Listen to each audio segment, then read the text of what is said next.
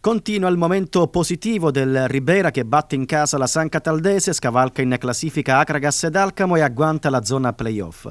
I biancoazzurri di Vincenzo Montalbano hanno meritato il successo per la gran mole di gioco espressa nei 90 passaminuti di partita. I Verdi e Amaranto, sornioni per oltre un'ora, entrano in partita solamente dopo il doppio vantaggio dei Crispini. All'8° Ribera vicino al gol, ma Arcati salva sia sul Lombardo che su Ciancimino. Ottima la prova di Emiliano Bellavia, sempre più leader della squadra riberese. L'attaccante agrigentino ci prova al 25°, ma senza trovare lo specchio della porta. Alla mezz'ora il Ribera passa con Galluzzo, la rete è annullata per fuorigioco.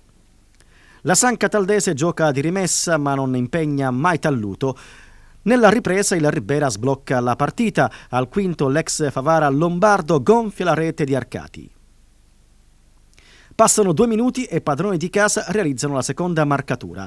Assist di Bellavia per Pasquale Galluzzo che non tradisce. Ospiti che reagiscono con una punizione di Gabriele Pecorella al minuto 58. La San Cataldese torna in partita grazie ad una rete di Raimondi. Poi l'arrembaggio finale dei Verdi Amaranto con un paio di occasioni fallite di un soffio. Al 73° ci prova Virga di testa. Poi, prima del 90°, il difensore estivo impegna severamente Talluto. Poi non accade più nulla. Le interviste del dopogara di Giusi Terrasi.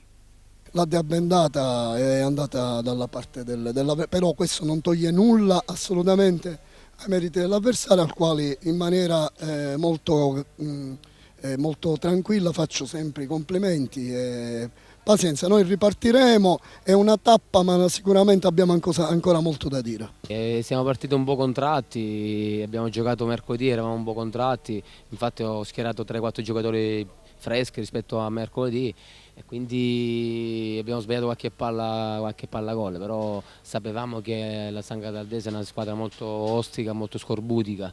Siamo riusciti a fare l'1-2 e poi ci siamo complicati la vita da soli. Abbiamo riaperto la partita con un autogol, purtroppo non siamo riusciti bravi nelle ripartenze. Sono stati 2 gol, di cui soprattutto il secondo molto dubbio perché a mio avviso c'erano più di 1 metro di fuorigioco, il guardianiere non l'ha visto, poi abbiamo avuto una buona reazione, siamo riusciti ad andare in gol, però un po' tardiva come reazione. Sapevamo che la San Cataldese era una squadra molto quadrata che sicuramente riusciva a chiudere qualsiasi spazio.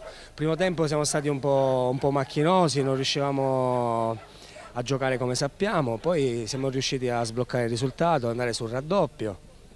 Poi purtroppo una piccola disattenzione abbiamo preso gol e gli ultimi 5 minuti abbiamo sofferto un pochettino la San Cataldese, però alla fine ce l'abbiamo fatta.